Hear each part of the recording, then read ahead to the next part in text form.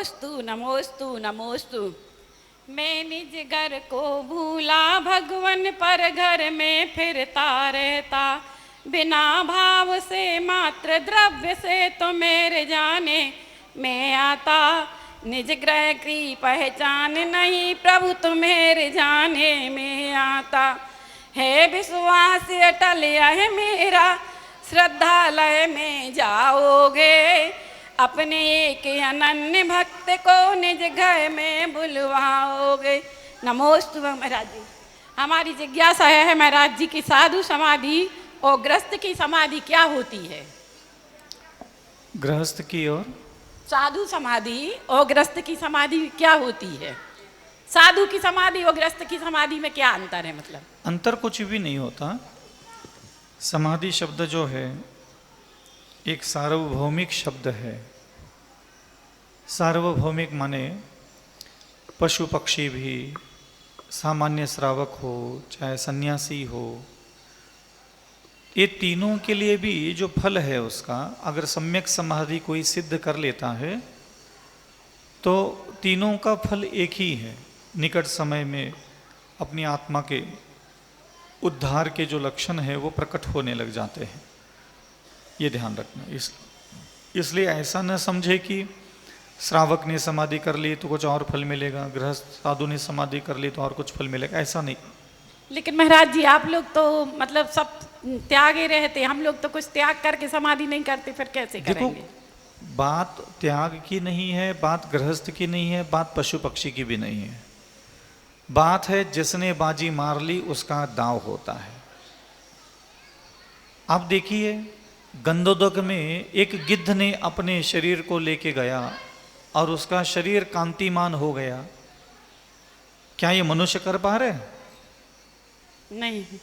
हाँ, तो ऐसा न समझे कि मनुष्यों के लिए ही मुनि है, आचार्य है, बहुत बड़ा तपस्वी है तो अलग होगा, गृहस्थ है तो नहीं होगा। कब कौन बाजी मारे कोई भरोसा नहीं। वो भगवान महावीर के समय वो एक व्यक्ति सामायिक में बैठा है, और सामायिक में बैठ करके भी मरण प्राप्त किया तो मेंढक बन गया। और वो जलते हैं नाग नागिन, अग्नि में जल रहे, शरीर जल रहा है, अग्नि में धुध हो रहा है, और वो स्वर्ग चले गए। वो जीवंदर कुमार के द्वारा कुत्ते को नमोकार मंत्र सुनाया गया, वो देव बन गया।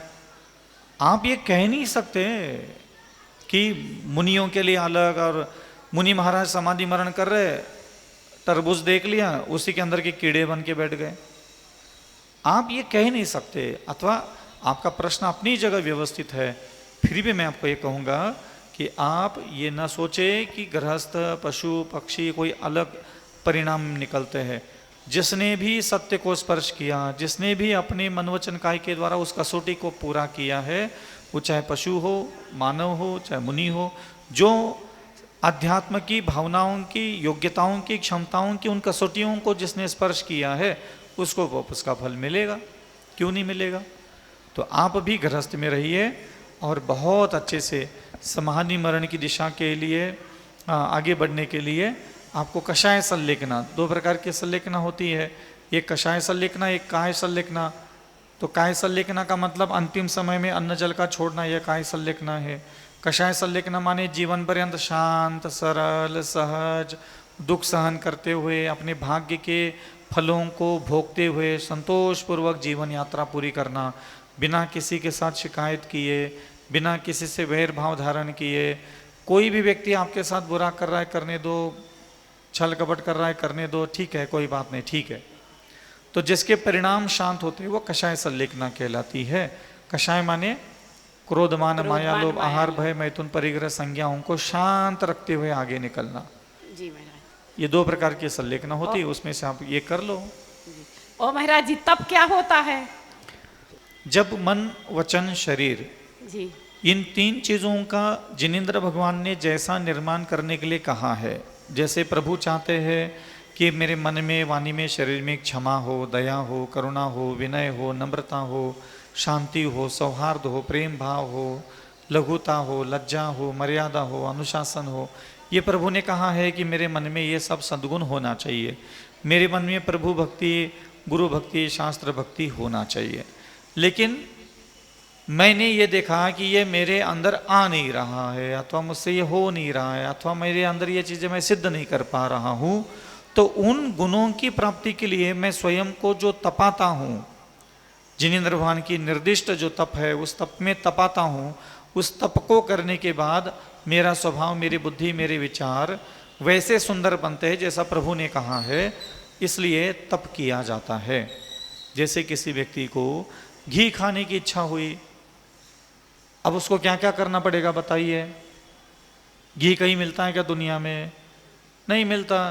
तो पहले भैंस खरीद लो, भैंस खरीदने के बाद चारा खरीद लो, चारा खरीद करके उसको खिला दो, गोबर साफ कर लो, फिर गोबर साफ करने के बाद दूसरे दिन जा करके दूध निकालो, तो दूध निकाल लिया तो उसको मथ लो, हाँ उसका जामुन डाल दो, जामुन डाल के उसमें मठा बनाओ, मठा बनने के बाद मक्खन निकालो, अथवा मलाई भी निकाल सकते हैं आप दूसरे रास्ते से जाओगे तो। और मक्खन निकालने के बाद अंतर्मुहूर्त के बाद आप उसको अग्नि में तपा लो तो आपको क्या मिलेगा?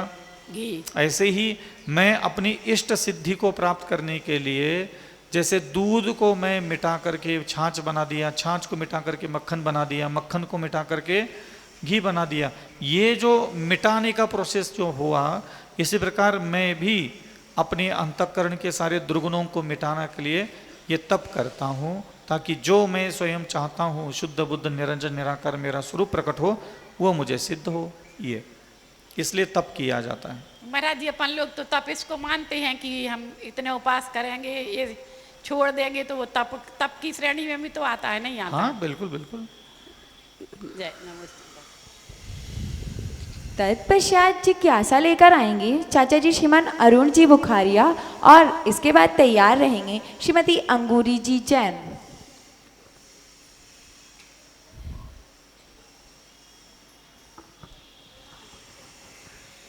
मेरे आराध्य गुरुवर के चरणों में सादर नमोस्तु नमोस्तु नमोस्तु। मुनिश्री, मंदिर क्षेत्र, कला क्षेत्र, अतिशय क्षेत्र ये समझ में आता है, लेकिन सिद्ध क्षेत्र और निर्माण क्षेत्र में क्या अंतर है महाराज जी? जहाँ किसी योगी ने 8 कर्म का विनाश किया हो, उस स्थान को सिद्ध क्षेत्र कहते हैं। जहाँ से सिद्धत्व की प्राप्ति हुई हो उसको सिद्ध क्षेत्र कहते हैं, अथवा निर्वाण भूमि भी कहते हैं। दोनों का तात्पर्य एक ही है, दोनों अलग अलग नहीं है।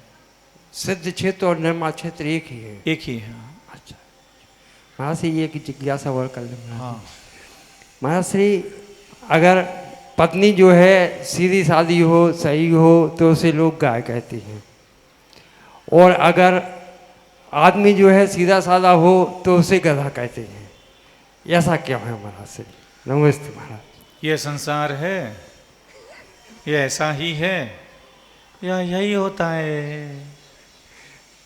लोग कहते हैं, उनको कहने में अच्छा लगता है, कहने दो। तकलीफ होती है महाराज जी, तकलीफ तो होगी। तो तुम्हारी गलती है, तुम्हें तकलीफ होती है। वो कह रहा है गलत नहीं कह रहा, तुम्हें तकलीफ होती है, ये तुम्हारी गलती है। ये तुम्हें सुधार करना पड़ेगा कि लोग निंदा करते हैं और तुझे बुरा ना लगे। ये ऐसी साधना तो तुम्हें सीखनी पड़ेगी, तुम्हें निंदा सुनना सीखना पड़ेगा।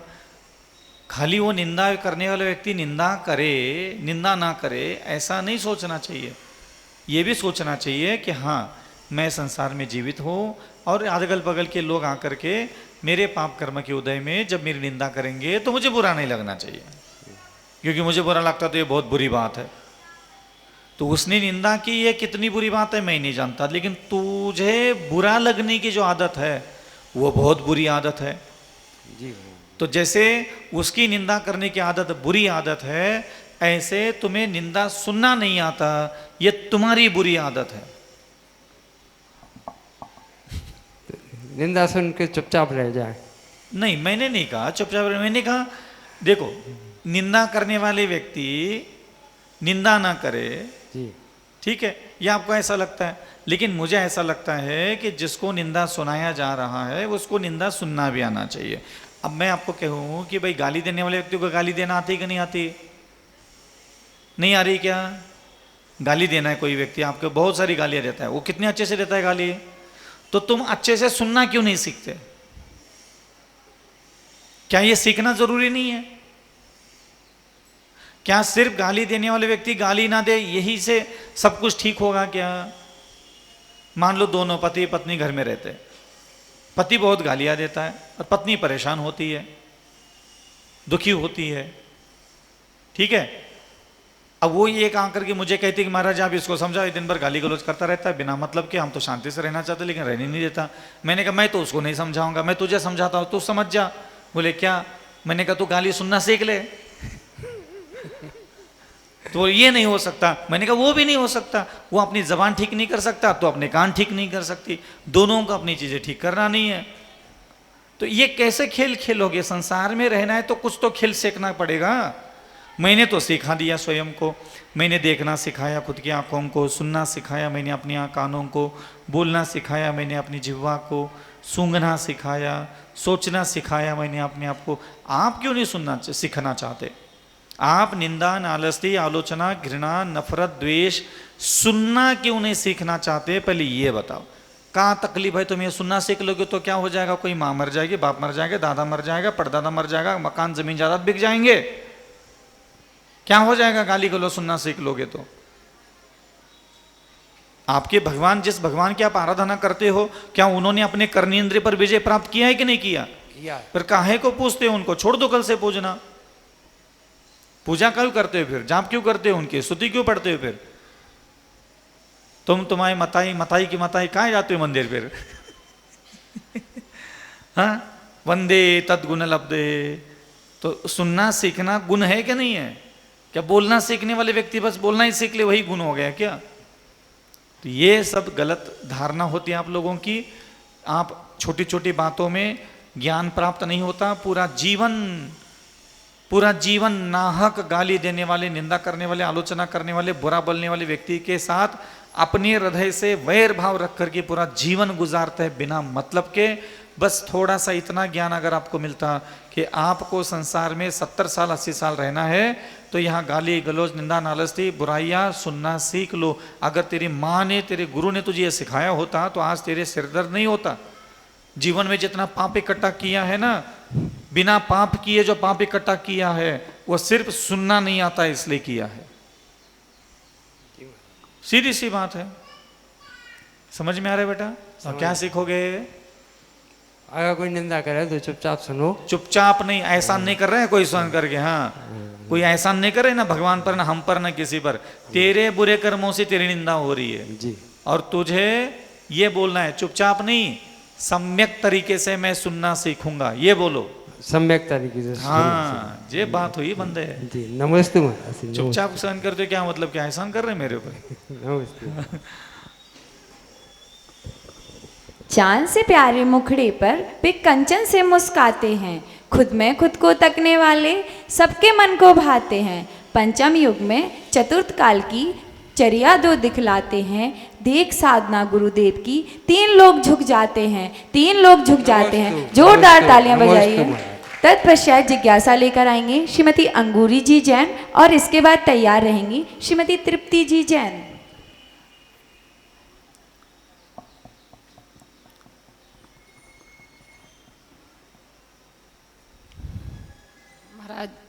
महाराज जी नवोस्तु। हे ऋषिराज जी नवोस्तु। महाराज जी आपने जो सम्यक दर्शन के 8 अंग में निसंग, निकांक्षित, निर्विचिकित्सा, ये तो समझ में आ रहा है, लेकिन उपगूहन अंग कैसे? ठीक है, कोई बात नहीं, हम बैठे ना समझा देंगे आपको। क्या है माते, जिनेंद्र भगवान ने स्वयं कहा है कि जब भी अपना जन्म हो और हम बड़े हो जाए और हमने प्रभु की वाणी सुनी हो, समझी हो, तो भगवान ये कहते हैं कि किसको सम्यक दृष्टि बनना है, सम्यक दर्शन किसको प्राप्त करना है? तो मैंने हाथ उठाया कि मुझे बनना है। फिर भगवान ने कहा देखो, सम्यक दर्शन अगर आपको लगता है कि आपके अंदर प्रकट हो तो आपके पास ये स्वभाव होना चाहिए। क्या होना चाहिए आपका? आपका स्वभाव ऐसा होना चाहिए। प्रभु ने कहा क्रियाकांड नहीं। सम्यक दर्शन चाहिए तो देवगुरु शास्त्र के चक्कर में पड़ो, ये नहीं कहा। उन्होंने कहा निशंक तुम्हारा स्वभाव होना चाहिए। तुम्हारे स्वभाव में कोई, जिनेंद्र भगवान ने कहा, उस पर शंका करने वाला तुम्हारा स्वभाव नहीं चाहिए। भगवान कहते हैं कि दूसरी लाइन उन्होंने बताया कि आकांक्षा रहित मन चाहिए अविचल सागर। तो भगवान मैं बिना आकांक्षा के कैसे जीऊंगा? हाँ, असभ्य आकांक्षाओं को अपने जीवन में स्थान मत दो। यदा कदाचित कभी तुम्हारा मन तुम्हें अमर्यादित, असामाजिक, असभ्य कोई कामना पैदा कर दे तुम्हारे मन में, पर स्त्री, पर पुरुष, पर धन, पर वनिता, अन्य सारी जो चीज़ें तुम्हारी मालकियत में नहीं है, कभी कभी हमारा मन वो भी मांगने लग जाता है, तब जो आकांक्षा गलत है, अधर्म है, अश्लील है, अशोभनीय है, अमर्यादित है, उन आकांक्षाओं को अगर भाव भी ऐसे उत्पन्न हुए तो उसको तो मना करो कि नहीं, मैं ये आकांक्षाओं के साथ जीवन नहीं जी सकता। ऐसा निशंकित, निकांक्षित, निर्विचिकित्सा, जब भी कोई यदा कदाचित जैन धर्म के अथवा जिनेन्द्र भगवान की आज्ञा का पालन करने वाले, अनुव्रत महाव्रत धारण करने वाले कोई साधु, सन्यासी, व्रती, अन्य प्रकार के जो छोटे छोटे नियमों में बंधे रहते हैं, ऐसे साधर्मी बंधुजन हमारे सामने उपस्थित होते हैं और उनके मन में कोई विकार उत्पन्न हो, वाणी में कोई यदा कदाचित शब्दों में कोई स्खलन हो, शरीर की इंद्रियों में कोई विकार उत्पन्न हो, अन्य प्रकार की विकृत स्थितियां कभी दिखने में आ जाती है, मलमूत्र विसर्जन है, पसीना है, उनके साधु का चेहरा सुंदर नहीं है, हाँ दांत बाहर निकले हैं, दांत गिरे हैं, एकदम ऐसे ऐसे लगते हैं, तो क्या होता है? अरे यार ये ऐसे कैसे है यार, ये महाराज अच्छे नहीं दिखते। तो ये क्या होता है? ग्लानि पैदा हो जाती है। यदा कदाचित किसी का स्वभाव, बुद्धि, उठना बैठना, कभी माता जी के पास बैठ जाओ तो उनकी चिक चिक चिक चिक सुन करके ग्लानि सी हो जाती है मन में, कई माता जी है, इनसे अच्छा तो हम ही है। तो ऐसे मन में गंदे गंदे ख्याल आते हैं उनके स्वभाव विचित्र देख करके। तो भगवान कहते हैं कि नहीं, उनको देख करके इसी प्रकार की ग्लानि नहीं करना चाहिए। तो निशंकित, निकांक्षित, निर्विचिकित्सा, अमूढ़ दृष्टि, तो भगवान कहते हैं बुद्धि की मूर्खता नहीं। अविचल सागर, कोई मूर्खतापूर्ण व्यवहार नहीं चाहिए मुझे तुम्हारे अंदर। हाँ, खाना खाओ, उठो, बैठो, बोलो, चलो, लेकिन दिनचर्या में कोई भी ऐसा काम मत करना जो मूर्ख करते हैं। तो मूर्ख व्यक्ति क्या करता है? जो हंसी करने के लायक कोई हंसी कर दे हमारी, ऐसी हरकत नहीं करना कि लोग हमारी हंसी उड़ा दे, तो ये मूर्खतापूर्ण बात है। हिंसा को ही धर्म बताना, झूठ बोलने को ही धर्म बताना, हाँ उल्टे पुल्टे सारे काम लोगों से करवाना, तंत्र मंत्र, जादू टोना टोटका बोलना, किसी को भविष्य बताना कि जा तेरा ऐसा हो जाए, और बाद में पता चला महाराज ने बोला लेकिन महाराज जी ने आशीर्वाद देने के बाद भी काम नहीं हुआ, तो क्या हो जाता है? इसे मूर्खता नजर आती है कि देखो साधु को बोलना नहीं चाहिए था, बोल दिया तो देखो हुआ ही भी नहीं। तो ये मूर्खतापूर्ण बातें होती है। इसलिए अविचल सागर ऐसी कभी भी वाणी, ऐसा कोई भी व्यवहार मत करो कि लोग कहे कि देखो अविचल सागर जी कितनी मूर्खतापूर्ण बातें कर रहे हैं। तो ये होते हैं अमूढ़ दृष्टि अंग।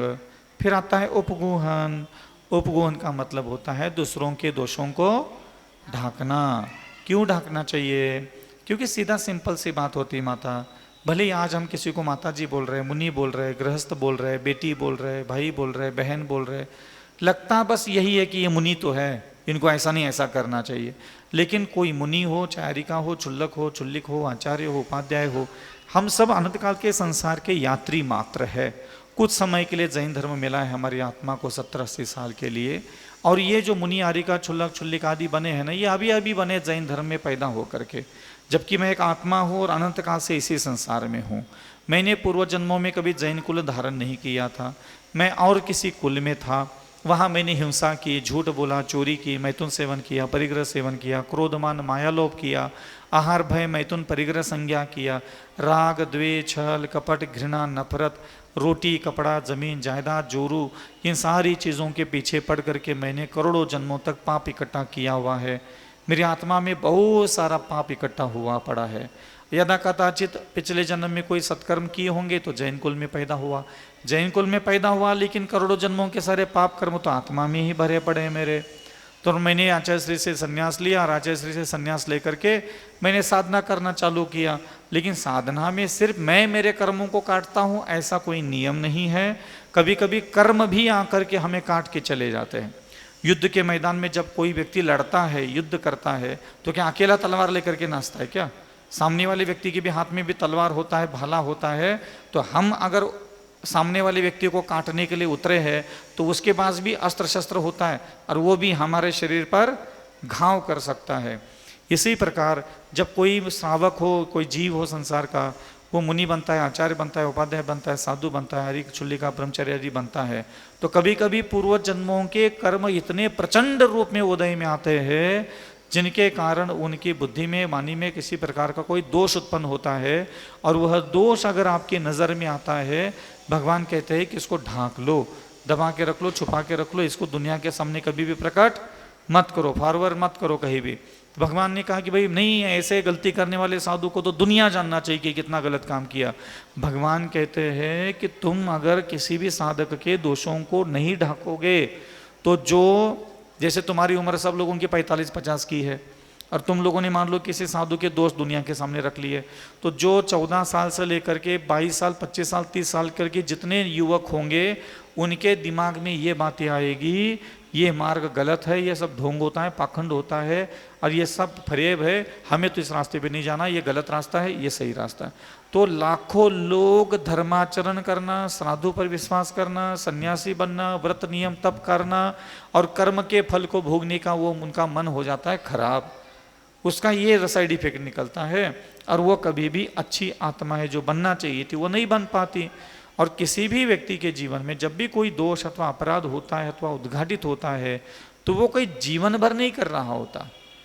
व्यक्ति जो है अपराध कभी कभी तीव्र कर्म के उदय में, तीव्र द्वेष के कारण, घृणा के कारण, किसी के साथ किसका क्या भाव है क्या पता, तो उसके कारण कई बार यदा कदाचित गलती होती है, और उसको भी बाद में पता चलता है मेरे से गलती हो गई, और वो गलती हो गई 15 मिनट के लिए, और तुमने पूरा 20 साल तक उसको निंदा कर रहे हो, 20 साल तक उसकी आलोचना कर रहे हो। वो बेचारा कोशिश कर रहा है कि ठीक है यार, हो गया तो हो गया, लोग आज भी मुझे ऐसे ही ताना मारते हैं, लोग ऐसे ही देखते हैं, मुझे घृणा करते हैं। फिर वो व्यक्ति टूटता है अंदर से, अरे अरे बेकार का जहिंदर में, छोड़ दो इसको, लोग अच्छे नहीं आगे। तो ये आस्था का सवाल होता है। इसीलिए कभी यदा कदाचित कोई साधक मिले, तपस्वी मिले, ज्ञानी पुरुष मिले, उनके जीवन का कभी कोई हमें मैल पता चल जाए तो हमें उसको ढांक देना चाहिए, क्योंकि इससे धर्म का ही विनाश होता है और कुछ नहीं होगा। कभी कभी कर्म का प्रबल वेग होता है, कोई नहीं जान सकता। राम भगवान को ही देख लो, 6 महीने तक कितना प्रबल कर्म का वेग था कि वो मृत शरीर को लेकर के भी वो भ्रमण करते रहे। इस प्रकार के कथानक पुराण ग्रंथों में मिलते हैं। कई सारी ऐसी बातें हैं, कई सारे आत्माओं के साथ ऐसी विचित्र घटना घटित होती। तो हर बार वो आत्मा ही अथवा वो मुनि ही जिम्मेदार है ऐसा नहीं होता। फिर आप लोगों की इतने सारे कर्म सिद्धांत की किताबें रखी है, लिखी है, वो किस काम के लिए लिखी? फिर जब सारे अच्छे बुरे काम जब मैं ही कर रहा हूँ तो कर्म कुछ कर रहा है कि नहीं कर रहा है? तो क्या सारा काम मैं कर रहा हूँ क्या? मैं ही मुनि बन गया, मैं अकेला अकेला बैठ करके बस कर्मों को काट लूँ? ये नहीं, संभव नहीं होता ना कि दुश्मन को बिल्कुल ऐसे रस्सी में बांध करके खूंटे से रख दो और फिर तुम जा करके तलवार से उसके गर्दन काट लो। ऐसा थोड़ी ना कोई कर्म काटने का खेल होता है। कर्म काटने के खेल में तो पार्श्वनाथ बैठेगा ध्यान में, उधर से पूर्व जन्म के वैरी आकर के उसको पूरा कुचल के चले जाएंगे हाथी के पैर के नीचे। तो कर्म भी तो आकर के काट के चला जाता है। आदिनाथ भगवान तो रोज निकल रहे भाई रोटी मिल जाए, कहाँ मिल गए? कर्म ने एक बार भी उनको रोटी प्राप्त होने नहीं दी। तो जरूरी नहीं होता कि आप ही कर्म को काटते हो, अकेला आपके हाथ में सब कुछ। कर्म भी आकर के आपको ऐसी स्थिति में ले जाकर के खड़ा कर देता है कि आप कल्पना नहीं कर सकते। कौन सा व्यक्ति है बताओ यह जो दरिद्री बनना चाहता है? और इनको पूछो ये दरिद्री अगर बने हैं तो ये स्वयं बने क्या इनके कर्मों ने इनको बनाया है? हाँ, स्वयं बने हो दरिद्री गरीब? नहीं बने, कर्मों ने बनाया। तो हम यही भगवान जी इस उपगुण अंग में समझाना चाह रहे हैं कि यहाँ अविचल सागर जी ही सब कुछ अच्छा बुरा कर रहा है, ऐसा नहीं है। कई बार मेरे मानस पटल पर, मेरे इंद्रियों में, मतलब भावनाओं में, मेरे वाणी से ऐसा कुछ शब्द निकल सकता है जिसके कारण आप लोगों को बुरा लगे, लेकिन ये सारी चीज़ें कर्माधीन व्यवस्था है, ऐसा सोच करके हमें उसके दोषों को ढांक करके आगे बढ़ना चाहिए। इसीलिए मैं हमेशा आप लोगों को प्रेरणा देता रहता हूँ कि आप प्रशंसा किया कीजिए। कोई भी व्यक्ति आपके आसपास आता है, आप 1, 2, 3, 4 लाइनों में निरंतर प्रशंसा कीजिए। प्रशंसा नहीं करोगे, पता है आपको सिर्फ उस व्यक्ति के दोष ही दिखने लग जाएंगे, दोष ही दिखने, और कुछ आदत ही नहीं। अनंत काल से वही किया है, आज भी इस बार भी वही कर लोगे फिर, नहीं तो। इसलिए प्रशंसा करना चाहिए। हमारे कर लो थोड़ी सी प्रशंसा, 3 लाइनें बोलो हमारी तारीफ।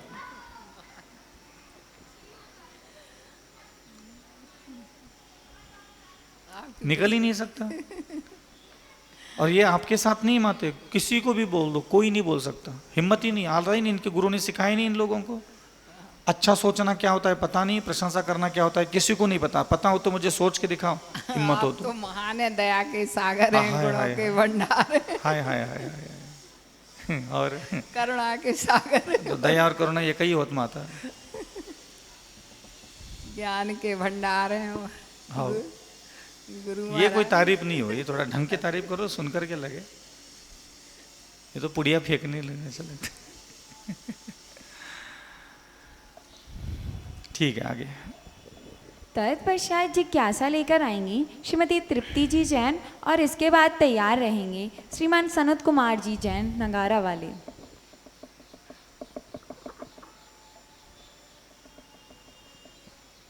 नमोस्तु महाराज जी। महाराज जी, आपकी प्रशंसा में मैं ये कहना चाहती हूँ कि अभी तक मैंने धर्म सीखा था। सीखा क्या था, मुझे पकड़ाया गया धर्म क्या था हम जानते ही नहीं थे। और धर्म किसी भी उसके दो हिस्से होते हैं, एक होता है धर्म, एक दूसरा होता है दर्शन। मैंने आपसे दर्शन सीखा है, मतलब उसके जो सिद्धांत हैं वो सीखे हैं मैंने। और मेरी एक समस्या है कि घर में मुझे बहुत सारे प्रश्न होते हैं कि मैं आपसे पूछूं, बेचैनी रहती, ये पूछना।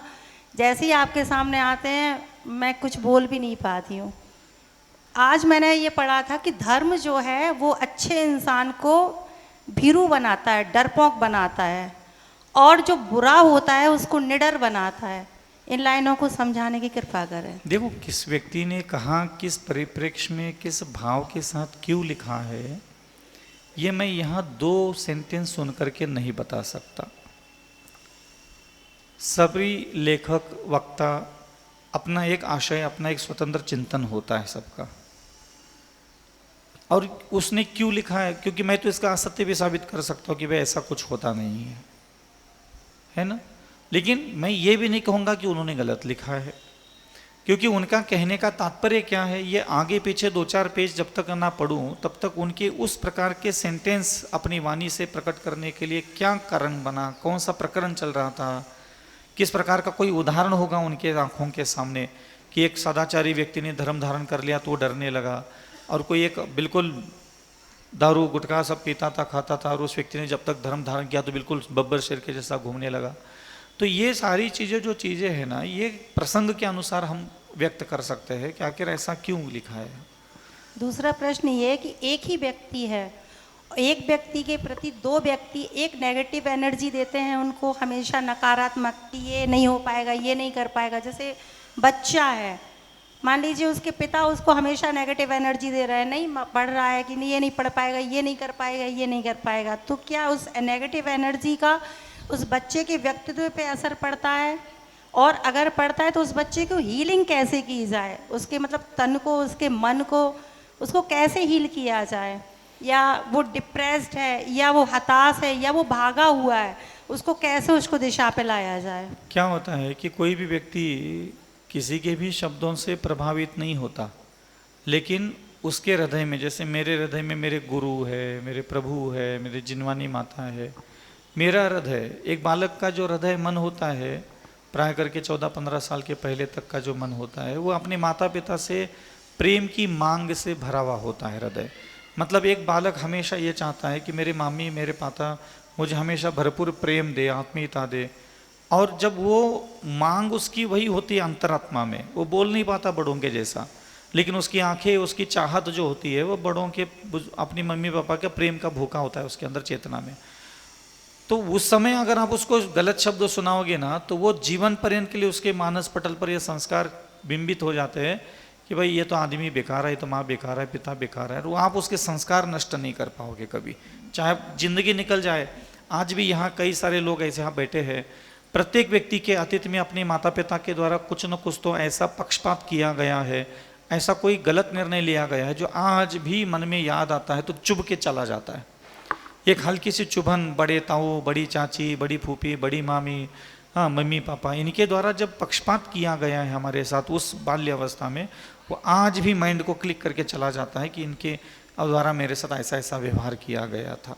इसलिए कोशिश करें कि ऐसे व्यक्ति जब आपको कहीं मिलते हैं समाज में, परिवार में, तो आप उनको अति प्रसन्न कीजिए और अति प्रशंसा कीजिए। हमेशा प्रशंसा करने के अलावा और कुछ न कीजिए। भले ही आपका बालक फेल भी क्यों ना हुआ हो, उसके पास और बहुत सारी चीज़ें होगी जो प्रशंसा की योग्य होगी, आप उसकी प्रशंसा कीजिएगा। ये न्यूटन का पत्र आता है किसी का कि उसके टीचर ने उसको लिखा था कि तुम्हारा बड़ा बेटा जो है स्कूल में पढ़ने लायक है ही नहीं, हर बात को फेल हो जाता है, ये होता है। तो उसकी माँ ने वो पत्र पढ़ा टीचर का, तो बच्चे ने पूछा भाई क्या लिखा है इसमें। टीचर ने बोले तुम्हारा बच्चा बहुत होशियार है और हमारे स्कूल में इसको पढ़ाने के लायक कोई टीचर ही नहीं है, इसलिए मैं तुम्हें कल से मैं पढ़ाऊँगी। तो ध्यान रखना, ज़रूरी नहीं है कि कोई भी व्यक्ति स्कूल की पढ़ाई में ही झंडे गाड़ दे तो वही कोई बहुत बड़ा बनेगा, ऐसा कोई नियम नहीं है। सबका अपना एक भाग्य है। आपको सिर्फ किसी भी संसारी जीव को प्रोत्साहन देना आना चाहिए। अगर उसकी कोई कमजोरी भी पता चल गई ना कि वो पढ़ाई में कमजोर है, तो उसको पूछना चाहिए, बेटा तुझे किस में इंटरेस्ट है, तुम क्या करना चाहोगे, फोटोग्राफी करना चाहोगे, पेंटिंग करना चाहोगे, मैकेनिकल सिस्टम सीखना चाहोगे, तुम बिजनेस करना चाहोगे, तुम क्या करना चाहोगे, तुम्हारा मन किधर जाता है। तो ये भी पूछना ज़रूरी होता है। जिसमें ये स्कूल की पढ़ाई कोई ये नहीं है कि बिल्कुल ये होना ही होना चाहिए और इसमें कोई 99% आना चाहिए, ऐसा नहीं है। और डॉक्टर बनाना है तो डॉक्टर क्यों बनाना है, डॉक्टर बन के भी तो महीने में 10-20 लाख कमा ही लेगा ना। तो क्या ये व्यापार करके 10-20 लाख महीने में नहीं कमाए जा सकते? डॉक्टर ही क्यों, इंजीनियर ही क्यों? आप उसको जिस फील्ड में उसकी पकड़ है उस फील्ड में वो महीने के 2 करोड़ भी कमा सकता है।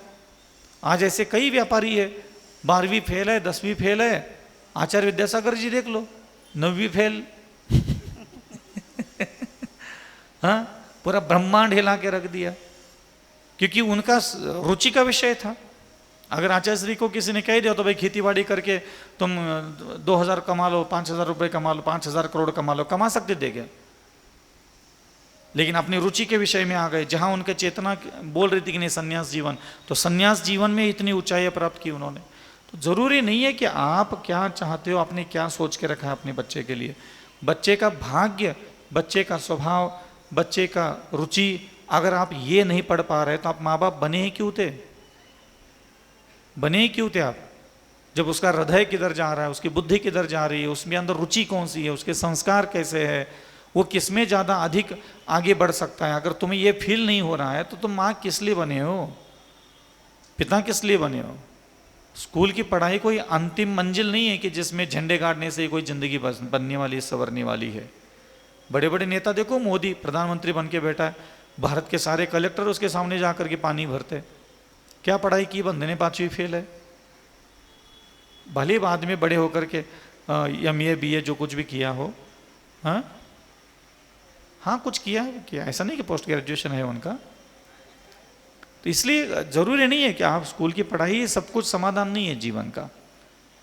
जीवन का मूल्य समझिए और उनको उस दिशा में आगे बढ़ाइए।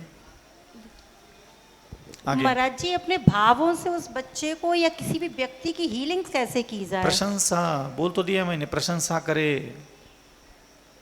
प्रशंसा से बढ़कर कुछ है ही नहीं, आप प्रशंसा कीजिए उसको बस। नमोस्तु महाराज जी। देख आपकी झलक सुहावनी, पतझड़ भी खिल जाते हैं, जिनका एक दरस पा करके पत्थर भी तर जाते हैं। हम सब जीव जगत के जो गुरु आप सा पाते हैं, तो गुरुदेव हमारे भी तो भाग्य खुल जाते हैं। जोरदार तालियां बजाइए। तत्पश्चात जिज्ञासा लेकर आएंगे श्रीमान सनत कुमार जी जैन नगारा वाले, और इसके बाद तैयार रहेंगे जिनको मैं बुलाना चाहूँगी ऐसे SSP जो कि एक वरिष्ठ एडवोकेट होते हुए भी धार्मिक युवक भी हैं। चाचा जी श्रीमान महेंद्र कुमार जी मड़वैया आगे आ जाएं। महाराज जी के चरणों में बारंबार नमोस्तु नमोस्तु नमोस्तु। वैसे तो महाराज जी आपके बारे में जितना कहा जाए वो बहुत कम है, फिर भी 2-4 रहने ठोक दो। आपने जो कुछ दिया, जो दे रहे हैं आप, वो एक अलग है। जैसे कि आपने इंद्रियों को धर्मात्मा बनाना सिखाया कि इंद्रियां जब तक धार्मिक नहीं होंगी हमारा मोक्ष मार्ग नहीं बनेगा। आपने जो विचारों को सम्यक विचार बनाना बताया वो भी एक अलग विषय है। इसके बिना हम कल्याण मार्ग में नहीं लग सकते। महाराज जी आप में इतने गुण हैं कि आप अगर डांटते भी हो तो आपके अंदर माँ की ममता जैसी झलकती है, उसमें भी वात्सल और करुणा दिखाई देती है। जैसे माँ अपने बच्चे को डांटती है, ऊपर से दिखने में आती है कि डांट रही है लेकिन डांटना नहीं चाहती। इसी प्रकार से आपके अंदर माँ का रूप दिखाई देता है। जब आप डांटते हो तो उसमें भी बहुत करुणा और दया दिखाई देती है हमें। तो आप चाहती हो कि ये सन्मार्ग में लगें। आपके गुणों के बारे में हम क्या कहें, भगवान से तो कह देते हैं कि अनंत चतुष्टय के धनी तुम ही हो रसताज, पर आपके बारे में इतना ही, उनके ही लघुनंदन हो अविचल सागर महाराज। और अगर आपसे ये भी कहें कि अनंत भवों के नाशक हो अविचल सागर ऋषिराज, तो भी कोई अतिशयोक्ति नहीं है। क्योंकि आपने एक दिन कहा था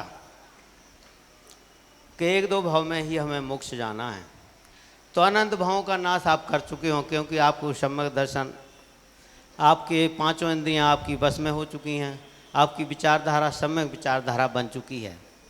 इसलिए अनंत भव आपके नष्ट हो चुके हैं। अगर ये कह दें कि अनंत भवों के नाशक हो अविचल सागर ऋषिराज, कोई अतिशयोक्ति नहीं होगी। अब प्रश्न पूछा है।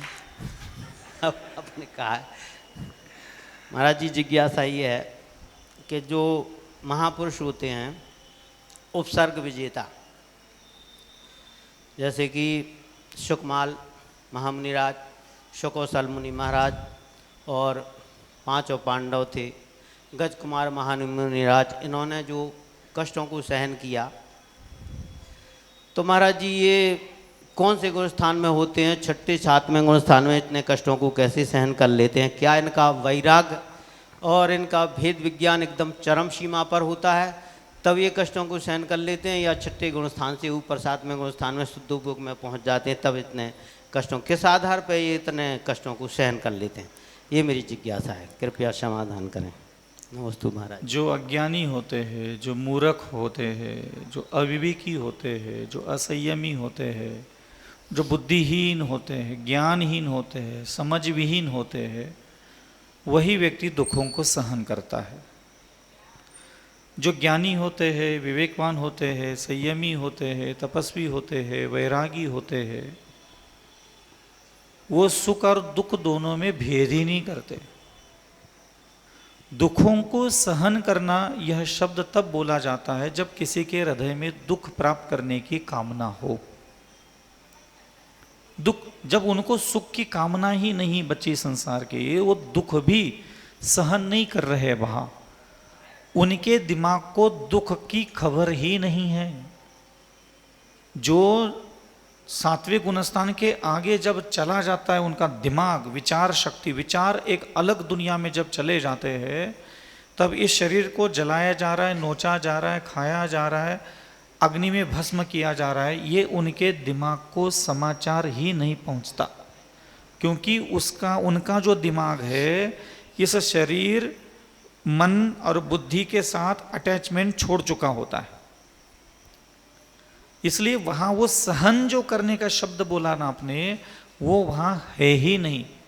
उनके दिमाग में अब ना संसार का सुख अनुभव में आ रहा है, ना संसार का दुख अनुभव में आ रहा है। ऐसी मनस्थितियों में, ऐसे विचार प्रणाली में व्यक्ति चला जाता है।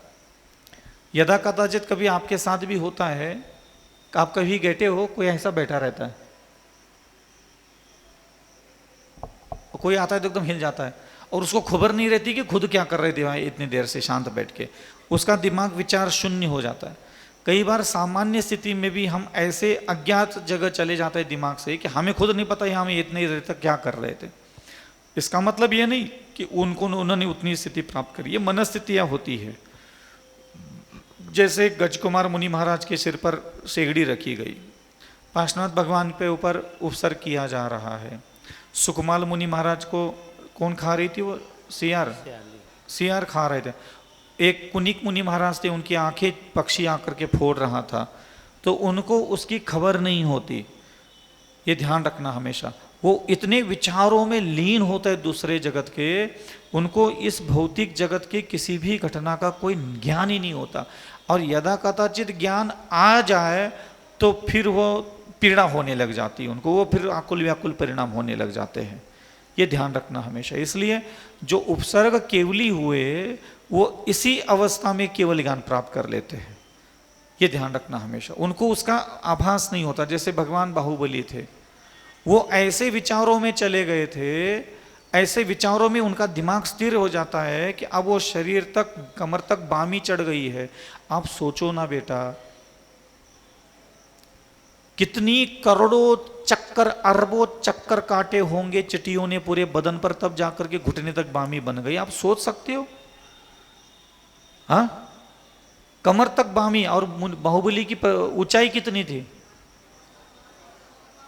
500 धनुष में से घुटने तक भी मान लो, कमर तक तो बोलते ठीक है, कमर तक तो 2.5 फुट मान लो। अब 500, जैसे मेरे ऊंचाई 5.5 फुट में से 2.5 फुट तो मेरा कमर के नीचे का हिस्सा है, तो सोच लो इतनी बामी चिटियां छोटी छोटी मिट्टी लेकर के वहां बन रही है, तो कितने चक्कर काटे होंगे एक एक चींटी ने, और करोड़ों चिटियों ने, तब बामी बन गई होगी। तो क्या उनके दिमाग को खबर थी उसकी? नहीं थी। बेल चढ़ गई कंधे तक, सांप रेंग रहे, बिच्छू रेंग रहे, ठंडी गर्मी बरसात, उनके दिमाग को पता नहीं होता। कभी भी हम भी कई बार ऐसे साधना के, ऐसे मनस्थिति में हम कई बार गए, हमें खुद नहीं पता होता था कि हम जाके कहां से कहां आ गए। हमें नहीं पता रहता था, पता ही नहीं रहता था यहाँ क्या हुआ क्या नहीं हुआ, रात निकल गई दिन निकल गया, हमें खबर नहीं लगती थी। तो ऐसे कुछ स्थितियां होती योग विद्या में, जहां साधक अपनी वैचारिक बहुत उन्नत अवस्था में, प्रौढ़ अवस्था में पहुंच जाता है, तो वहां उसका सुख और दुख का कोई अनुभव नहीं आता। जब दुख और सुख का अनुभव ही दिमाग को नहीं आ रहा है, तो सहन करने की कोई बात भी नहीं होती। और जब, जैसे मैं अभी बैठा हूं, अभी मुझे ठंडी लग रही, गर्मी लग रही है, हाँ अब मुझे इसकी पीड़ा का अनुभव होता है। क्या मुझे ठंडी लग रही है, हाँ मुझे गर्मी लग रही है, हाँ मुझे ऐसा हो रहा है वैसा हो रहा है। ये तब होता है जब मेरी बुद्धि इन सारी चीज़ों से जुड़ी हुई होती है, तभी मुझे संसार के सुख और दुख का अनुभव होता है। मैं संसार का सुख भोगता हूँ और फिर संसार का दुख भी भोगने में आ जाता है। ऐसा महाराज जी, इनका गुणस्थान 6, 7 ही होता है। 7वें गुणस्थान के आगे। नमस्ते महाराज जी। अब हमारे चाचा जी श्रीमान महेंद्र कुमार जी मड़वैया मुनिश्री के पास अपनी जिज्ञासा रखें। इनके सम्मान में पहले जोरदार तालियां बजाइए। ये हम इनको एकाएक से बोल देते हैं कि चाचा जी आ जाएं, हम चाचा जी सोचते हैं आज क्या पूछ लें हम। हमारे गुरुवर के चरणों में हम मड़वैया परिवार की ओर से आने का अनंत पर नमोस्तु करता हुआ अपनी जिज्ञासा कर रहा हूँ। आदेश चाहता हूँ कि हमें तारीफ की बात करना है या जिज्ञासा करना है, बता दें कृपया। तारीफ की तो बात पहले तारीफ कर दीजिए, फिर जिज्ञासा। बोलो तुमने कहीं ईश्वर को देखा है? बोलो तुमने कहीं ईश्वर को देखा है? यदि नहीं तो क्या शास्त्र और पुराणों में क्या झूठा देखा है? चंदा सूरज उगते और मौसम रंग बदलता, चंदा सूरज उगते और मौसम रंग बदलता। मैं सच सच कहता हूं इस सच क्षेत्र में कि मुझे तो सामने बैठे हुए मुनिवर मुझे भगवान का रूप लगता, मुझे भगवान का रूप लगता। जिज्ञासा मैं अपनी 2 लाइनें कहता हुआ अपनी बात को कह रहा हूं कि जिंदगी में कभी दुख बांटा नहीं जाता और छाया को कभी तलवार से काटा नहीं जाता। छाया को कभी तलवार से काटा नहीं जाता। अपने किए हुए कर्मों को खुद स्वयं भोगता है मनुष्य, अपने किए हुए कर्मों को स्वयं भोगता है मनुष्य। और जिंदगी में कभी पाप और पुण्य कभी बांटा नहीं जाता, जिंदगी में पाप और पुण्य कभी बांटा नहीं जाता। गुरुवर, हमारी जिज्ञासा ये है कि आर्त रौद्र ध्यान क्या पुण्य कर्म के उदय से भी आता है? आर्त रौद्र ध्यान क्या है और क्या पुण्य कर्म से भी आर्त रौद्र ध्यान होता है? कृपया बताने की कृपा करें। बहुत अच्छा प्रश्न है। जो आर्द्र ध्यान, रौद्र ध्यान, धर्म ध्यान और शुक्ल ध्यान, ऐसे ध्यान के लगभग मुख्य रूप से 4 भेद बताए गए और इस प्रत्येक 4 के और 4 भेद बताए गए। आर्द्र ध्यान के 4 भेद है, रौद्र ध्यान के 4 भेद है, धर्म ध्यान के 4 भेद है, शुक्ल ध्यान के भी 4 भेद है। आर्द्र ध्यान के जो 4 भेद है उसमें इष्ट वियोग, अनिष्ट संयोग, पीड़ा चिंतन, निदान बंध। रौद्र ध्यान में हिंसानंद, मृषानंद, चौर्यानंद, परिग्रहानंद, ये पुण्य पाप से नहीं होता। इसको पुण्यात्मा भी कर सकता है और पापी व्यक्ति भी कर सकता है। ये अशिक्षा के कारण, अज्ञान के कारण, अविवेक के कारण और संसार के बाहरी पदार्थों में जिसका अत्यंत रुझान होता है, बाहरी पदार्थों को भोगना, प्राप्त करना ही जिसके जीवन का एकमात्र लक्ष्य होता है, ये वही व्यक्ति इस प्रकार के आर्त ध्यान और रौद्र ध्यान को करते रहते हैं।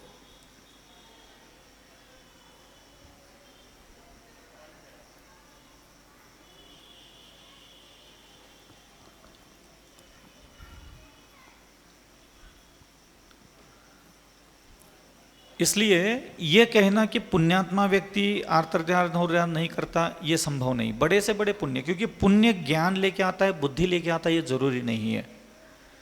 पढ़ाई करके जिनके पास धन अधिक मात्रा में होता है ना, उनको लगता है कि हमारे पास अकल बहुत है, और समाज के सारे लोग जानते हैं अकल नाम की कोई कौड़ी के है नहीं, बस भाग्य प्रबल है, बाकी चलो दाऊ को थोड़ा पुचकार लेते, पैसा तो दे ही देगा।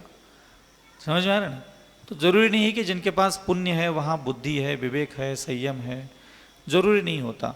और आर्द्र ध्यान, रौद्र ध्यान एक विचार प्रणाली है, एक विचार प्रणाली, विचार करने के एक तौर तरीके हैं। जीवन को जीते समय आर्द्र ध्यान, जैसे अपन थोड़ा सा इसका विस्तार से समझ लेते हैं।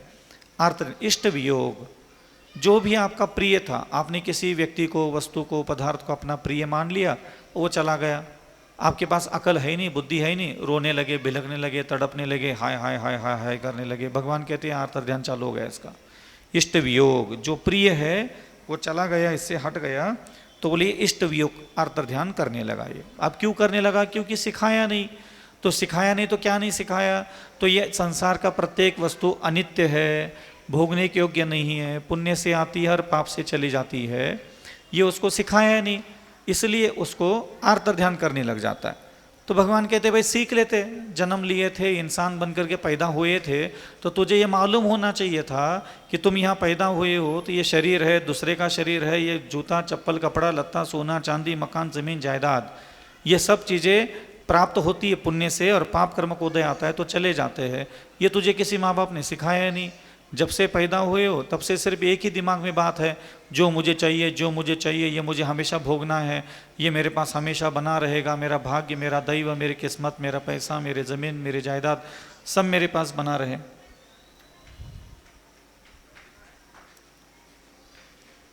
तो ये क्या है? फिर वो कभी ये वस्तु प्राप्त होती है तो खुश हो जाता है, और वस्तु चली जाती है तो बिलखने लग जाता है।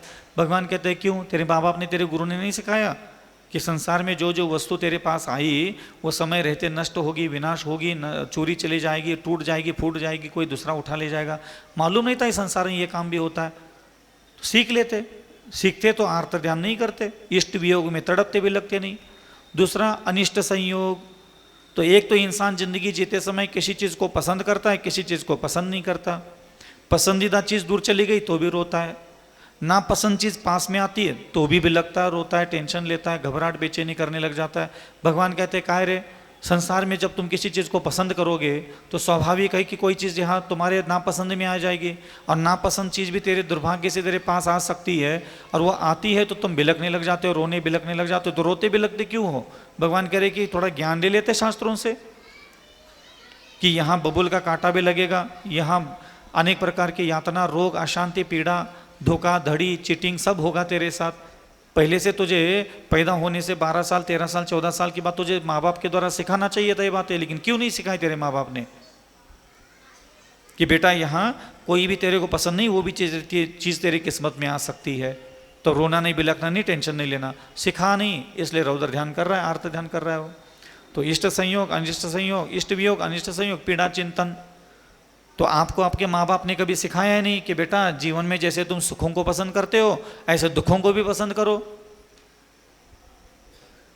माँ को बाप को वही करते देखा, सुख आ गया तो सुखी होते देखा, दुख आया तो दुखी होते देखा। तुमने जो देखा तुम उसको फॉलो कर रहे हो। तुम्हारी पसंद की कोई चीज़ होती है, मुंह उठा करके खुश होकर के गली में फुदकते हुए घूम लेते हो, और तुम्हारी पसंद की कोई चीज़ आती नहीं, तुम अपने आप को दुखी कर लेते हो, और दुखी होकर के घंटों महीनों सालों गुजार लेते हो। तो पीड़ा, चिंतन, आर्त ध्यान, तीसरा आर्त ध्यान तुम्हारा चालू हो गया। तुम दुखों को पसंद नहीं करते, इसके कारण तुम्हारे पास हमेशा पीड़ा चिंतन चलता रहता है, और इसके द्वारा तुम निरंतर पाप कर्म का बंध बांधते हो। और निदान बंध है, थोड़ा सा माला फेरी नहीं, थोड़ा सा मंदिर गए नहीं, थोड़ा सा पूजा पाठ किया नहीं, एक आध बार मुनि व्रत धारण नहीं किया, 10-20 साल अभी हुए ही नहीं मुझे मुनि बन करके, 20 साल हो गए मैं मुनि बन करके साधना कर रहा हूँ, मेरे दिन नहीं फिरे, मेरा पुण्य उदय में नहीं आया, मेरी प्रसिद्धि नहीं हुई, मेरी मान्यता नहीं बढ़ी, मेरी रिद्धियाँ सिद्धियाँ प्रकट नहीं हुई, एकाई की साधना, कितनी माला फेर ली, कितनी केसलोच कर लिए, कितनी बार एक बार खाना खा लिया, क्या मिला मुझे इससे? ये क्या है? निदान बंध बांध लिया, बांधना चाहता है कि मिलना चाहिए मुझे कुछ। और यदा कदाचित मैंने दूसरों का कोई वैभव देख लिया, ये महाराज जी का वैभव देख लिया, इनके पंडाल लग गए, ये लग गए, वो लग गए, तो अरे मैं भी ऐसा बनना चाहूँगा। ये निदान बंध होता है कि जब भी मेरा पुण्य उदय में आ जाए, मेरा भी जलवा इनके जैसा हो जाए, तो ये कहते हैं निदान बंध। ऐसे ही हिंसा में आनंद मनाना, अपने ही आसपास के अपने माता पिता भाई बंधु सास ससुर जेठानी देवरानी, इसी भी बात को पकड़ करके घंटों महीनों तक हिंसा के विचार, और उसमें आनंद भी मना लेता है।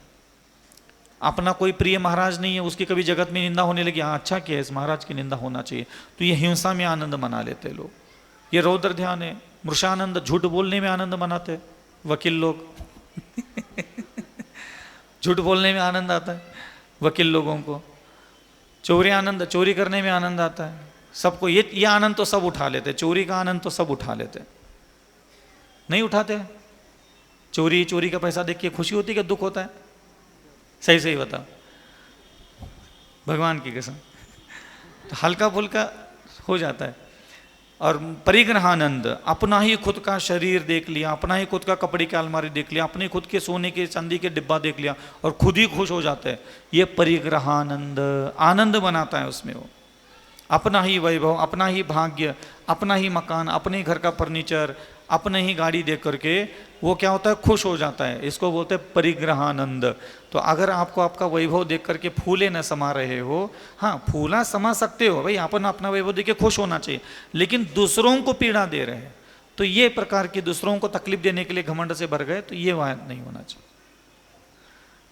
नमस्ते महाराज, नमस्ते। तत्पश्चात जिज्ञासा लेकर आएंगे चाचा जी श्रीमान अजय जी सिंह है।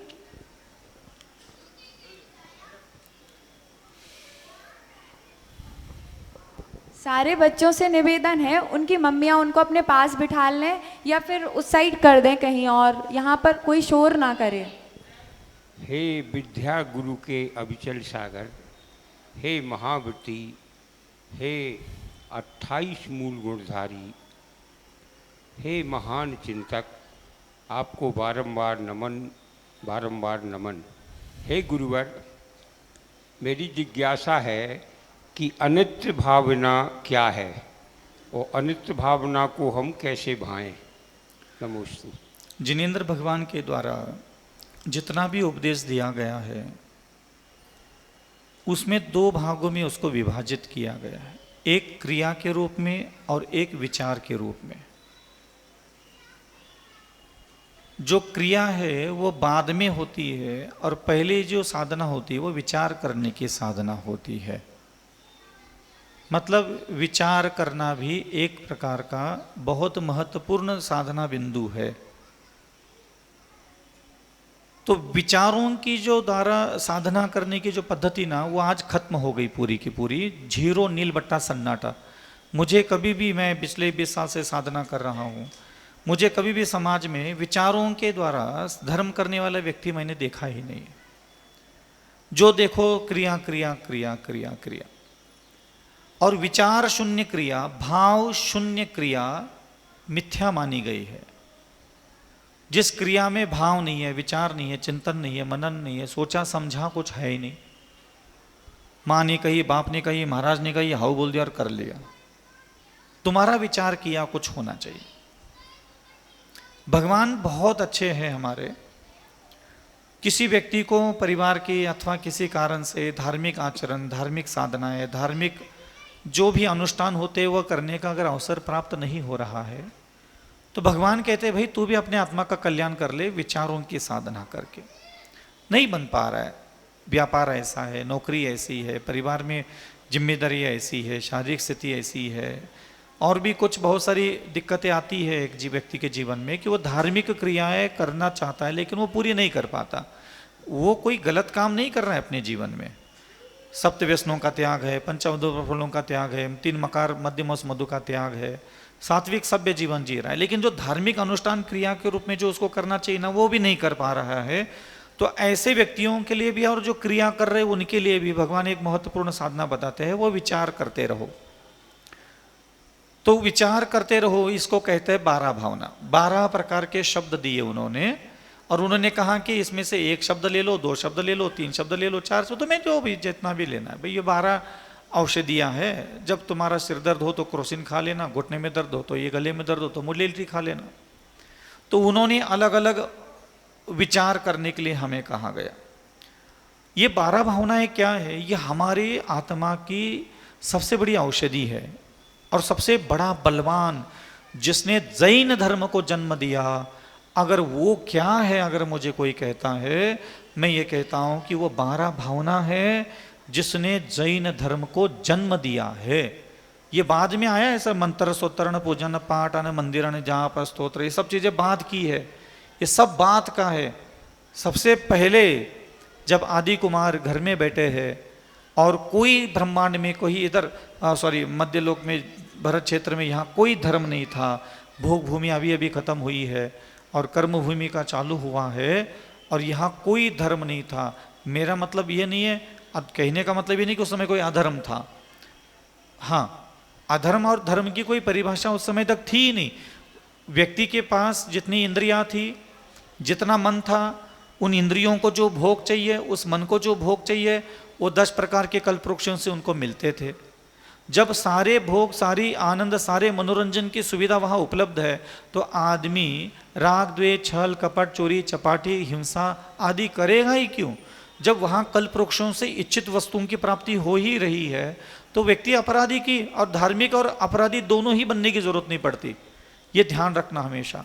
जो बहुत जिनके पास 100 200 करोड़ रुपए की प्रॉपर्टी होती है ना, आप उनको देख लेना, ना वो ज़्यादा धर्म करते ना ज़्यादा अधर्म करते, वो बिल्कुल एक ऐसी अवस्था में जीवन जीते कि अब उनको इनकी कोई आवश्यकता नहीं होती कि मैं अलग से पूजा पाठ करके अपना कल्याण करूं, और उसको डर भी नहीं होता भाई अलग से मैं कोई पाप भी नहीं कर रहा हूं। तो ऐसी भी एक मनस्थिति और ऐसी एक जीवन शक्ति, जीवन की स्थितियां बनती है। तो उस समय में जब कहा कि आदि प्रभु को किसी ने आकर के प्रेरणा दी, कुछ घटना ऐसी घटित हुई तो सबसे पहले उनके अंतःकरण में विचारों की श्रृंखला चालू हो गई। विचार करना बहुत बड़ी उपलब्धि होती है, और यदा कदाचित कभी किसी ने विचार करना चालू की है ना, समझ लेना उसको सदगति प्राप्त हुए बिना रह नहीं सकती। विचार बहुत बड़ी शक्ति है। विचार करने का मन ही बनाना ये बहुत बड़ा साधक, बहुत बड़ी योगी होने के लक्षण है। तो कोई भी कर सकता है इसको, आप भी कर सकते हैं, बस आपको मालूम होना चाहिए कि विचार कैसे करते हैं। तो भगवंतों ने हमें कहा कि आप इन 12 शब्दों के बारे में विचार करते रहो। देखो, मैं वो शब्द नहीं बोलूंगा जो आप लोग बोलते हो, मैं आपको ये नहीं बोलूंगा कि 12 भावना भाव, मैं 12 भावना भावने के लिए कहूंगा नहीं, क्योंकि ये शब्द गलत बोलते हैं हम लोग। हम लोगों को 12 प्रकार के विचार दिए हैं और हमें चाहिए कि इन 12 विचारों में से किसी भी एक विचार के बारे में विचार करते रहना चाहिए। 12 भावना भाव लो मतलब 12 का 12 हमने गुच्छा बना दिया, इधर से चालू किया इधर से खत्म कर दिया, घर चले गए, ये नहीं होना चाहिए। आप कभी खाना बना रहे हैं, रोटी बना रहे हैं, झाड़ू लगा रहे हैं, तो आपको उसमें से 12 में से कोई एक शब्द याद कर लो। जैसे अभी इन्होंने अनित्य शब्द बोला, और अब चालू करो, भगवान जी ये आपने अनित्य है ऐसा क्यों मुझे सोचने के लिए कहा है? भगवान जी, मैं तो अविचल सागर जी हूँ, मैं तो मुनि बन करके बैठ गया। अथवा आप अपने लिए कहो कि आप श्रावक बन के बैठे हो। भगवान जी आप क्या चाहते हो कि मैं अनित्य हूँ, अनित्य की भावना भाव, अनित्य के बारे में विचार करो। आप मुझसे ऐसा विचार करवाना चाहते हो, ठीक है, कोई बात नहीं। अगर आप मुझे कहते हो कि मैं अविचल सागर, ये संसार अनित्य है, शरीर अनित्य है, क्षण भंगुर है, विनाशिक है, नाशवान है, पानी का बुलबुला है, बिजली की कौंध है, क्षण मात्र में है, क्षण मात्र बाद नहीं है, ये पर्याय है, ये शरीर है, पहले बालक था, फिर बाल्यावस्था में आ गया, फिर किशोरावस्था में आ गया, फिर युवावस्था में आ गया, फिर प्रौढ़ हो गया, फिर अभी शरीर वृद्ध हो गया। भगवान यार तुम बिल्कुल सही कह रहे हो यार, सही में ये सब कुछ अनित्य है। देखो तो सही, ये मंदिर यहाँ कितना प्राचीन था, वो प्राचीन मंदिर भी निकल गया, अनित्य है, नष्ट हो गया, अब ये नया बन गया। नया भी कौन सा रहने वाला है, वो भी 10,000 20,000 30,000 साल बाद वो भी नष्ट हो जाएगा। बिल्कुल सही कह रहे भगवान तुम यार, ये तो अनित्य है। अभी देखो भगवान, ये दीपक ने किसी ने प्रज्वलित किया है, बाती जल रही है, घी डाला है, लेकिन ये धीरे धीरे घी भी नष्ट हो रहा है। बात तो बिल्कुल सही कह रहे यार भगवान तुम। ये देखो, ये मेरा मकान था ऐसा, मेरी पत्नी ऐसी थी, मेरे बच्चे ऐसे थे, पहले मेरा भाग्य ऐसा था, फिर मेरे घर में गाड़ी थी ऐसी, सब कुछ तो बदल रहा है। मेरा शरीर बदल गया, मेरा भाग्य बदल गया, मेरे कर्म बदल गए, मेरे विचार बदल गए, यह सब कुछ तो बदल रहा है भगवान, स्थायी कुछ है ही नहीं यहाँ। अच्छा भगवान, मतलब तुम ये चाहते हो कि अविचल सागर जी इस प्रकृति में जो जो घटित हो रहा है अनित्य निरंतर परिवर्तनशील है, मैं उसको स्वीकार करूं, ऐसा तुम चाहते हो? हाँ अविचल सागर, मैं ये चाहता हूं कि तुम ऐसा ही विचार करो। मतलब भगवान, अभी मैंने जो ये बैंक बैलेंस में मेरा इतना करोड़ रुपए पड़ा है, ये भी नष्ट हो जाएगा। हाँ अविचल सागर, ये भी नष्ट होने वाला है। ये मैंने जो मेहनत से कमा करके जमीन जायदाद प्रॉपर्टी मकान सब इकट्ठा करके रखा है, इसको सुरक्षित रखा है, ये भी बर्बाद हो जाएगा। हाँ अविचल सागर, तो कितना भी यतन जतन के साथ रख ली, ये सब बर्बाद हो जाएगा। तुझे लगता है कि बर्बाद नहीं होगा? तेरे दादा की प्रॉपर्टी कहाँ है? तेरे परदादा का मकान जमीन जायदाद प्रॉपर्टी कहाँ है? कहाँ है? उन्होंने भी तो जिंदगी जी ली इस गाँव में, उन्होंने भी तो मेहनत की, उन्होंने व्यापार किया, उनका कहाँ है? तेरे बाप का तेरे पास आ गया, उसके पहले का तो कुछ है ही नहीं। अनित्य है विचल सागर। ये मेरा शरीर भी नष्ट हो जाएगा, ये मेरी पत्नी भी मर जाएगी, मेरे बच्चे भी मर जाएंगे, मेरे माता पिता भी मर जाएंगे, ये सब बर्बाद होने वाला है, सब नष्ट होने वाला है। हाँ विचल सागर, सब नष्ट होने वाला है। मैं जो आईने में देखता हूँ अपना इतना सुंदर शरीर है, वो भी नष्ट हो जाएगा। हाँ नष्ट हो जाएगा, 1 सेकंड नहीं लगेगा। सब क्षणभंगुर है, सब विनाशिक है। भगवान बिल्कुल यार तुम डरा देते हो यार भगवान। विचल सागर, मैं डरा नहीं रहा हूं, मैं चाहता हूं कि तुम ये सब विचार किया करो। तुम ये विचार नहीं करते, फिर रोना रोते लग जाते हो, मेरी माँ मर गई, मेरा बाप मर गया, मेरी पति मर गया, मेरा किस्मत बुढ़ गई, मेरा ये बुढ़ गया, मेरा इतना सोना चांदी था, मेरी इतनी जमीन जायदाद चली गई, मेरे बाप ने मेरी इतनी प्रॉपर्टी मेरे को नहीं दी, मेरी माँ ने मेरे साथ ऐसा किया। दुनिया भर की शिकायतें तेरे दिमाग में भरे पड़े रहते हो। इसलिए मैं नहीं चाहता कि दुनिया की खोटी शिक्षा तेरी बुद्धि में हो। इसलिए अविचल सागर, बार बार विचार कर लिया कर, ये सब अनित्य है, क्षणभंगुर है, विनाशिक है, नाशवान है, परिवर्तनशील है, यहाँ कुछ भी स्थायी नहीं है। देख लो, जिनका संसार में मान सम्मान प्रतिष्ठा यश कीर्ति होती है, वो भी अनित्य है, क्षण भर नहीं लगता, 1 घंटे के अंदर उनका मान सम्मान प्रतिष्ठा यश कीर्ति सब मिट्टी में धूमिल हो जाता है। देख लो संसार में क्या हो रहा है, देख संसार में किस किस प्रकार के करोड़पति अरबपति लोग हैं। एक MCX में सट्टा खेल लिया, दुनिया भर के जुआ लगा दिया, धड़ाम जैसे 2-4 करोड़ डिब्बे में चले गए। आज देख लो उनके घर परिवार कैसे भीख मांगने के लिए दर दर के ठोकरे खा रहे, एक झटका नहीं लगता विजय सागर, सब क्षणभंगुर है। मतलब ये मेरा आज जो मैं पाप कर्म का उदय दरिद्री में अवस्था में, ये भी एक दिन नष्ट होने वाला है। हाँ विचल सागर, ये कौन सी बड़ी बात है? आज तो दरिद्री है, परेशान है, धंधा नहीं चलता, व्यापार नहीं चलता, सफलता नहीं मिलती, ये भी एक दिन नष्ट होने वाला है। भगवान कभी नष्ट होगा? हाँ विचल सागर, ज्योतिष मत पूछना, लेकिन नष्ट हो जाएगा, क्योंकि संसार में हर वस्तु क्षणभंगुर है।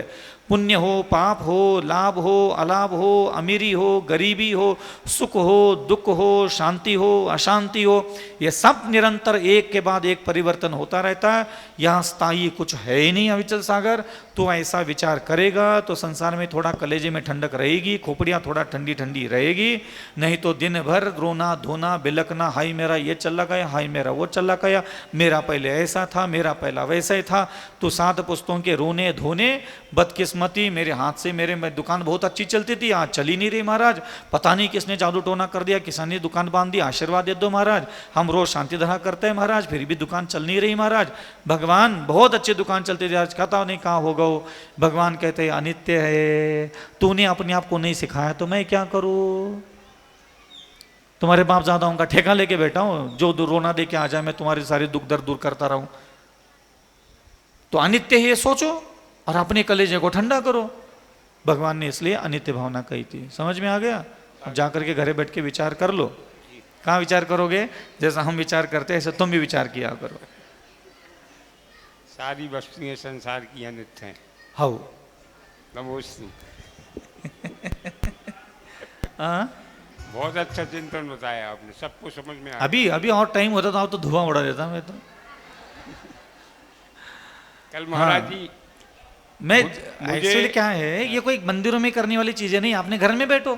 क्या है भगवान, ये अभी हमने नया नया फ्रिज ला लिया, ये भी बर्बाद हो जाएगा। भगवान कहते हो ये भी अनित्य है, हो ये भी अनित्य है। अरे भगवान यार, तुम मजे भी लेने नहीं देते ठीक से। अभी नया नया फ्रिज लेके आया है, तुम कह रहे हो ये भी अनित्य है, ये भी सड़ जाएगा गल जाएगा।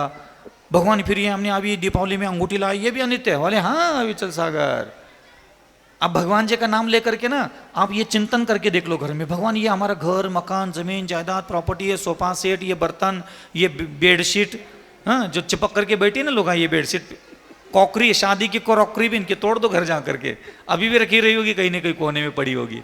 नहीं तोड़ेंगे नहीं महाराज जी, नहीं तोड़ ही दो, ये सोच और रहे बोल हैं देना बाद में अनित्य है ये सब। नष्ट होना है, वो नहीं लगाएंगे उससे। हाँ तो ये क्या है, अपनी बुद्धि को संस्कार देने के लिए भगवान कह रहे हैं, मैं तोड़ने के लिए नहीं कर रहा हूं, तो व्यंग में बोल दिया। तो आप अपनी बुद्धि को ऐसी बातें सिखाओ घर में बैठ करके कि ये गाड़ी, ये घोड़ा, बंगला देख अविचल सागर, अपना नाम जरूर लेना। हाँ ये पति, ये कोई जिंदगी भर नहीं, ये कोई मरते दम तक कोई 7 जन्मों में नहीं, ये सब अनित्य है, छंदभंगुर है, नष्ट हो जाएगा, मर जाएगा, कड़ी पड़ जाएंगे, सब हो जाएगा। मैं नष्ट होने वाला हूँ, ये पुत्र नष्ट होने वाला है, ये सब नष्ट होने वाला है, सब छंदभंगुर है। अपनी ही भोगने वाली प्रत्येक वस्तु के बारे में खुद ही खुद को शिक्षा दो, नहीं तो तुम्हारी रक्षा करने वाला संसार में और कोई है ही नहीं। तीर्थंकरों ने अगर अपनी आत्मा की रक्षा की है तो यही विचार करके रक्षा की है। वही सिंहासन पर बैठ करके ये बोल रहे थे कि हे आदि कुमार, ये राजमहल, ये वैभव, ये नंदा, ये सुनंदा, ये ब्राह्मी, ये सुंदरी, ये सारे नौकर चाकर दास दासियां, ये सारे जितने भी राजा तेरे दरवाजे के बाहर मुकुट झुका करके खड़े हैं, ये सब अनित्य है, सिर्फ पुण्य है इसलिए है, जिस दिन तेरा पाप कर्मों का आएगा ये कोई तेरे बगल में भटकने के लिए नहीं आएगा। यही खुद को सुनाया, ये छनमुंगुर है, विनाशेक है, पानी का बुलबुला है, देख तेरे सामने जीते जी नृत्य करने वाले सुंदर से सुंदर देवी देवता का भी मरण हो गया, सब छनभंगुर है, क्या इसके चक्कर में पड़े हो, चल अविचल सागर यहां से। तो ऐसा खुद को उकसाना पड़ता है, उठे बैठ करके ऐसे पढ़ने से काम नहीं चलता। महाराज जी एक और जिज्ञासा छोटी सी, हाँ कि जैसे जो तीर्थंकर होते हैं वो तो उपदेश देते हैं तो वो आम की समझ में नहीं आती है, जो भी वहाँ समोसरण में होते हैं, तो गौतम गणधर ने आप जैसा ही समझाया होगा जो उस समोसरण में पहुँचे होंगे। नहीं, समझाने वाले तो बहुत शाने होते हैं, जो समझने वाले होते हैं ना ये हमसे भी 1.5 शाने होते हैं। ये जानबूझ करके सब कुछ समझने के बाद भी नहीं समझने का नाटक करके ये बाहर की दुनिया के मौज मस्ती मारते रहते हैं। ये गौतम गंधर से भी ज्ञानी लोग होते हैं जो उनकी बात सुन रहे होते हैं। नमस्ते। हाँ चलो 2-4 लाइन में थोड़ा तारीफ भी कर लो, थोड़ा है तारीफ करवाना चाहिए अब सबसे।